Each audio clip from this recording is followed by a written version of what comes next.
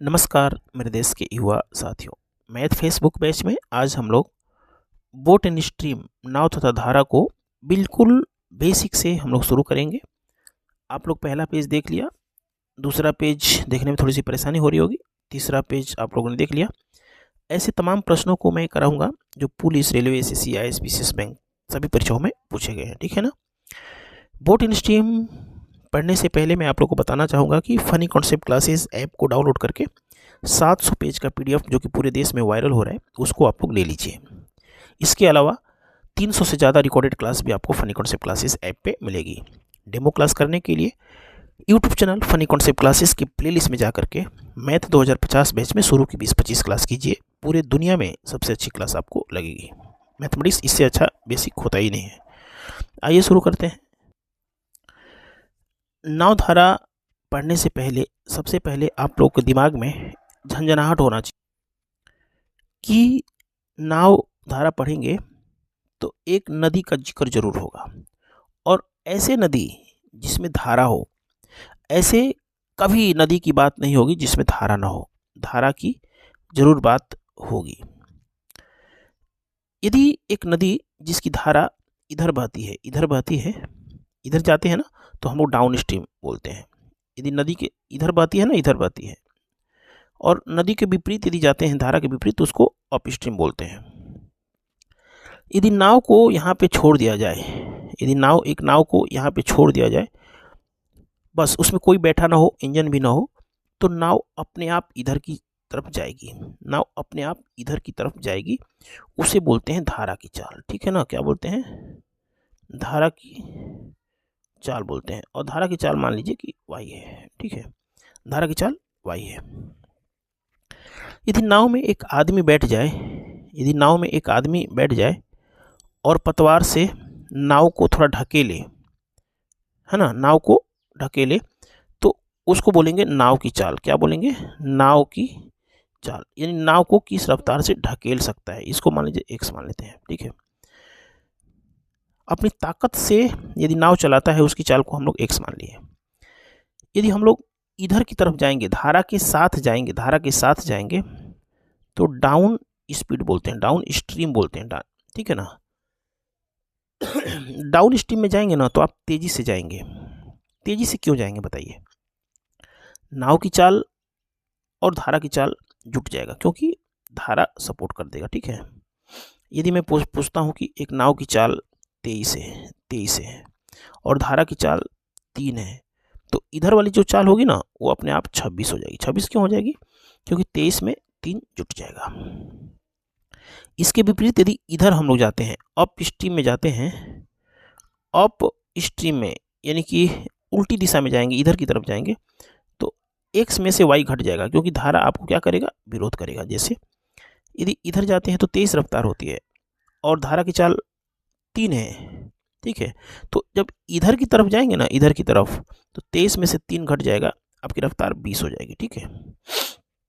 चलिए, इतनी चीज़ें आप लोगों ने पढ़ लिया, एकदम छोटा सा कॉन्सेप्ट आपने पढ़ा है। एक छोटा सा क्वेश्चन कर लेते हैं। एक नाव की शांत जल में चाल 77 किलोमीटर प्रति घंटा है, जबकि धारा की चाल 6 किलोमीटर प्रति घंटा है। धारा के साथ नाव की चाल क्या होगी तथा धारा के विपरीत क्या होगी? देखिए, शांत जल में नाव की चाल 77 दे रखा है और धारा की चाल 6 दे रखा है, ठीक है। तो पूछा है कि धारा के साथ जाएंगे तो 77 में 6 जुट जाएगा, तो आपकी चाल क्या हो जाएगी? 83 हो जाएगी, ठीक है। जबकि धारा के विपरीत पूछा है कि धारा के विपरीत जाएंगे तो 77 में से 6 घट जाएगा, आपकी चाल क्या हो जाएगी? 71। बस पहला क्वेश्चन आपने कर लिया। विश्वास मानिए, यदि 100 लोगों में यदि झटके से क्वेश्चन को बोल दिया जाए तो 50 लोग गलत कर देते हैं। 50 लोग नहीं, लगभग 70 लोग गलत कर देते हैं, क्योंकि उनको लैंग्वेज पे पकड़ नहीं होती है। लैंग्वेज पे पकड़ यदि बनाना है ना, तो फ़नी कॉन्सेप्ट क्लासेस से ही पढ़ना होगा। ऐसे ही सारा चैप्टर होता है, ठीक है। अब हम लोग दूसरा क्वेश्चन करने से पहले थोड़ा सा कॉन्सेप्ट को सीखते हैं, ठीक है। कभी कभी ना ये एब्सेंट हो जाएगा, ये नहीं देगा, नाव की चाल नहीं देगा, धारा की चाल नहीं देगा। डाउन स्ट्रीम की चाल डायरेक्ट चाल दे देगा, डाउन स्ट्रीम की चाल दे देगा। एक डाउन स्ट्रीम की चाल दे देगा। डाउन स्ट्रीम जानते ही हैं। डाउन स्ट्रीम का नाम सुनते ही आपके दिमाग में झन झन करना चाहिए कि शांत जल में नाव की चाल। डाउन स्ट्रीम का मतलब ही होता है दो चीज़ों का सहयोग, और अप स्ट्रीम का मतलब होता है x माइनस वाई। यदि x क्या है, नाव की चाल है, y क्या है, धारा की चाल है। यदि इस इक्वेशन को हल करते हैं, यदि दोनों को जोड़ते हैं, तो डाउन स्ट्रीम और अप स्ट्रीम जोड़ेंगे तो क्या हो जाएगा बताइए, y से y कैंसिल हो जाएगा, ये हो जाएगा 2x। तो x बराबर यदि पता करना हो तो डाउन स्ट्रीम में अप स्ट्रीम को जोड़ के 2 से भाग देना होगा। अब जो दूसरा क्वेश्चन है ना, दूसरा जो क्वेश्चन है यही है, इसी फॉर्मूले पे आंसर आएगा। लेकिन ध्यान रखिएगा इस फॉर्मूले का यूज नहीं करना है, बस दिमाग में रखे रहना। देखिए चलिए मैं एक अपने मन से क्वेश्चन बोल देता हूँ, ठीक है। यदि डाउन स्ट्रीम की चाल जो है ना, डाउन स्ट्रीम की चाल जो है वो 80 किलोमीटर प्रति घंटा है, 80 किलोमीटर प्रति घंटा है, और अप स्ट्रीम की जो चाल है ना वो है मान लीजिए 10 किलोमीटर प्रति घंटा है। नहीं 10 नहीं लेते हैं, हम लोग लेते हैं 60 किलोमीटर प्रति घंटा है, 60 किलोमीटर प्रति घंटा है।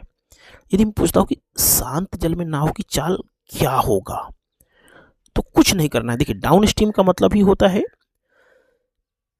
x plus Y. जब दो संख्याओं का योग पता हो, 80 पता हो, और अप स्ट्रीम का मतलब ही होता है x माइनस वाई, तो पूछेगा कि वो संख्याएं बताइए। तो जब x की वैल्यू निकालना हो ना तो दोनों को जोड़ देंगे। देखिए जब आपसे x पूछेगा ना तो 80 और 60 को जोड़ देना है। 80 और 60 कितना हो जाएगा बताइए, 80 और 60 हो जाएगा 140 में 2 से भाग देना है, तो ये हो जाएगा आपका 70 किलोमीटर प्रति घंटा। 70 किलोमीटर प्रति घंटा का क्या हो गया, ये हो गया आपका शांत जल में नाव की चाल। और y पूछता है ना, y पूछता है तो 80 में से 60 को घटा के और 2 से भाग दे देना है, बस ये हो जाएगा आपका 10 किलोमीटर प्रति घंटा। देखिए 70 और 10 मिलके 80 बन गया है, और 70 में से 10 घट के ये हो गया है, ठीक है। यदि इसको हल करेंगे तो ये y कैंसिल हो जाएगा, तो 2x बराबर दोनों को जोड़ेंगे ना तो 140 हो जाएगा। तो x बराबर क्या हो गया 140/2। तो 140/2 कैसे आया, 80 और 60 को जोड़ के 2 से भाग। इसके विपरीत यदि हम लोग इस इक्वेशन को करेंगे कि x प्लस वाई बराबर 80, x माइनस वाई बराबर 60, और y की वैल्यू निकालना हो ना तो इक्वेशन इक्वेशन 1 में से 2 को घटाते हैं, है ना, घटाते हैं। तो घटाएंगे तो यहाँ पे माइनस हो जाएगा, यहाँ पे प्लस हो जाएगा, यहाँ पे माइनस हो जाएगा। 80 में से 60 जाएगा 20 हो जाएगा, x कैंसिल हो जाएगा, और y क्या हो जाएगा 2y हो जाएगा, 2y हो जाएगा, 2y हो जाएगा ना। तो y वैल्यू क्या हो जाएगी, y बराबर हो जाएगा 10 किलोमीटर प्रति घंटा। तो पहला क्वेश्चन क्या पूछा है, चलिए इसमें क्या पूछा है, धारा की चाल बताएं। तो धारा की चाल बताने के लिए क्या करना होगा, y की वैल्यू बताने के लिए 80 में से 60 को 2 से भाग देना होगा। अब हम लोग इस क्वेश्चन को कर लिए, अब इस क्वेश्चन को करने जा रहे हैं। इस क्वेश्चन में थोड़ा सा टाइम एंड डिस्टेंस का कॉन्सेप्ट यूज। देखिए क्वेश्चन ये है ना कि एक नाव धारा की दिशा में 150 किलोमीटर जाती है, 150 किलोमीटर जाती है धारा के साथ, तो 10 घंटे में जाती है।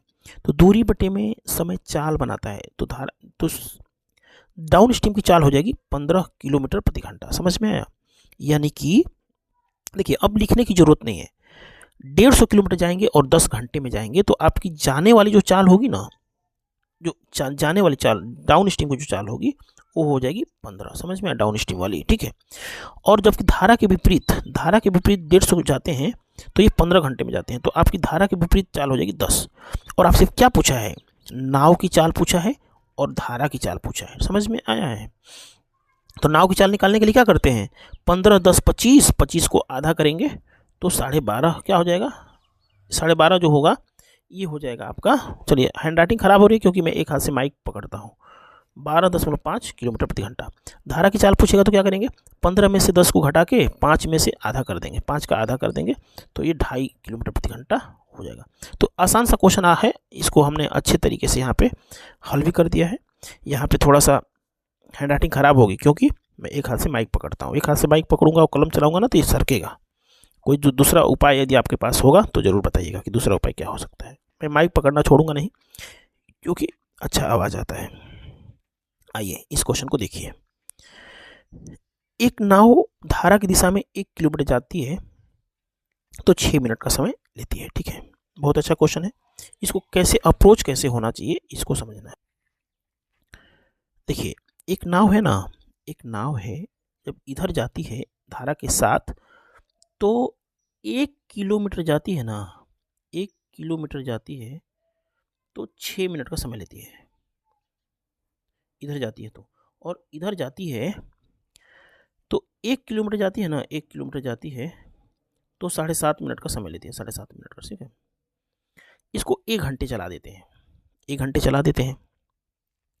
6 मिनट में 1 किलोमीटर जाएगी तो 60 मिनट चला दिया जाए, यानी 10 गुना चला दिया जाए, समय 10 गुना, तो चाल भी दूरी भी क्या हो जाएगी, 10 गुना हो जाएगी, यानी 10 किलोमीटर प्रति घंटा, 10 किलोमीटर प्रति घंटा जो होगा ये डाउन स्ट्रीम की चाल हो जाएगी। ठीक है, 7.5 मिनट को यदि 1 घंटा कर दिया जाए, यानी 60 मिनट चला दिया जाए, 15 चौके 60 होता है, तो 7.5 में 8 से गुणा करेंगे ना, तो ये हो जाएगा हमारा 1 घंटे में चली गई दूरी। 1 घंटे में चली गई दूरी, ये इधर 8 गुना करेंगे तो इधर 8 गुना करना पड़ेगा, 8 किलोमीटर प्रति घंटा हो जाएगा। समझ में आया? ये अप्रोच होता है, ये क्वेश्चन को जल्दी और अपने मन में भी किया जा सकता है। अपने मन में करेंगे 6 मिनट में इतना, तो 1 घंटा, 1 घंटा का मतलब 60 मिनट में इतना, तो 60 किलोमीटर प्रति घंटा हो गया। 7.5 मिनट में 1 किलोमीटर, तो एक घंटे में 60 मिनट में 8 किलोमीटर प्रति घंटा। अब आपसे क्या पूछा है, शांत जल में नाव की चाल। शांत जल में नाव की चाल क्या हो जाएगी, 10 में 8 को जोड़ के 2 से भाग दे देंगे। धारा की चाल क्या हो जाएगी, 10 में 8 घटा के 2 से भाग दे देंगे, तो ये हो जाएगा 1 किलोमीटर प्रति घंटा, और ये हो जाएगा 9 किलोमीटर प्रति घंटा। समझ में आया, 9 किलोमीटर प्रति घंटा। तो funny concept classes app download करके इसी प्रकार से सारे चैप्टर को पढ़ सकते हैं। देखिए अभी तो मैंने बहुत ही बेसिक समझाया, जब आप आगे की तरफ बढ़ेंगे ना, जब आप अच्छे अच्छे क्वेश्चन को करेंगे ना, ये सब क्वेश्चन परीक्षा में आते हैं। ये क्वेश्चन अभी उत्तर प्रदेश पुलिस का मतलब सभी परीक्षाओं में आता है, रेलवे में, एसएससी में, आईएएस में, कोई भी टीचर, हर सभी लोग करवाते हैं। ऐसा नहीं कि मैं ही करवा रहा हूँ, लेकिन हम आपको डिफरेंट क्या करवाते हैं, इसके लिए funny concept classes app download करना पड़ेगा। धन्यवाद, bye bye, take care, good night.